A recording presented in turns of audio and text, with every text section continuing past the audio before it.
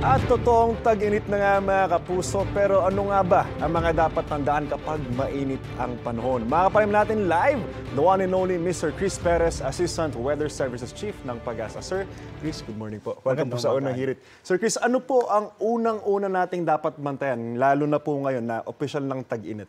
Unang-una, iwasan, hanggat maaari po, iwasan natin yung mga outdoor activities sa kasagsagan ng init ng araw. Usually, that is in between 12 to 3 in the afternoon. Kasi yung tinatawag nating prolonged exposure sa init ay pwedeng magdulot ng mga heat cramps or heat strokes, lalong-lalo na po sa mga kababayan nating senior. Kaya doon sa mga kababayan po natin na hindi talaga may iwasang ma-expose sa init ng araw dahil sa nature ng kanilang trabaho, gaya po ng mga nasa construction industry, pinapayagan po natin from time to time sumilong, uminom ng maraming tubig.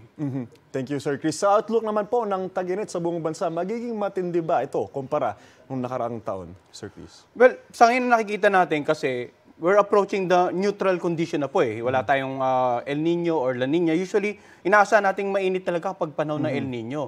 Pero dahil nga inaasahan po natin na during the second half of this year ay magiging neutral ang climate condition natin, hindi naman po natin nasa na magiging mas mainit pa kumpara nung last year. Pero nandiyan pa rin po yung paalala natin na kapag panahon nga ng tag-init, as much as possible, mag-monitor ng mga forecast product ng Pag-asa para kung ano man po yung appropriate action with regards to any planned outdoor activity ay magagawa po natin. Sir Chris, yung pagtalaga, ay yung pagsabi o yung pag-announce ng official na summer nga, mas sumaba ba ngayon kaysa last year o on time naman siya? Well, kung titingnan natin, the last 5 years, talagang yung termination ng Northeast Monsoon natin at saka yung declaration natin, yung pagsisimula ng panahon tag-init ay talagang normal lang. Nasa middle of March up to the third week of March po.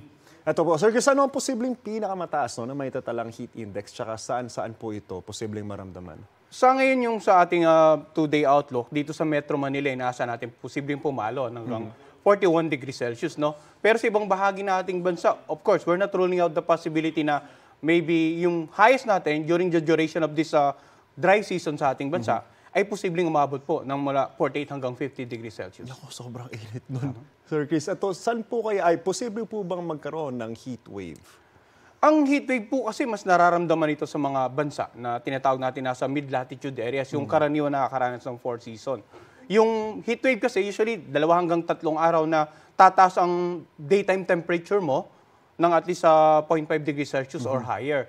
Dito naman sa atin kasi sa Pilipinas, all throughout the year, naka-expose po tayo sa init ng araw. So, kung magkaroon man minimal changes in the daytime temperature, ay hindi po natin agad-agad na mararamdaman. Kumbaga, hindi natin makaklasify as nagkakaranas po tayo ng heat wave. But, yun nga, asahan pa rin po natin na as we approach the dry season, talagang hotter or warmer days or even sa gabi, posibleng makaranas po tayo ng mas mainit na temperatura kumpara ng mga nagdaang buwan. Speaking of tag-init po, meron po ba tayong inaasahan na peak o yung parang sobrang, ito yung panahon na mararanasan natin yung mas matitinding init kumpara na itong mga araw na darating?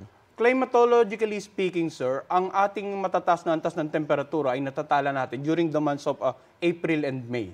So ito yung kasagsagan ng init dito sa ating bansa. So likely, ngayong Marso, maaaring nakakaranas na tayo ng mainit na panahon, especially in the afternoon. Asahan pa rin po natin na posible pa itong magtuloy-tuloy. At posibleng mas mataas pa yung maitala natin. Not only the daily temperature, kundi maging yung computed heat index value natin. Ano po ang pinagkaiba ng highest record temperature sa heat index o damang init? Ito para malinawan po yung lahat ng mga kapuso natin. Well, itong highest recorded temperature, ito po yung ambient temperature, kumbaga yung temperatura sa paligid natin, na nasusukat base sa ating mga weather instruments. Yung tinatawag natin na thermometer. Yun po ang sumusukat nito. Ngayon yung heat index naman po, ito yung actual naman na nararamdaman ng tao kapag mataas ang temperatura at mataas din ang relative humidity o yung tinatawag nating halumigmig ng hangin, yung moisture content.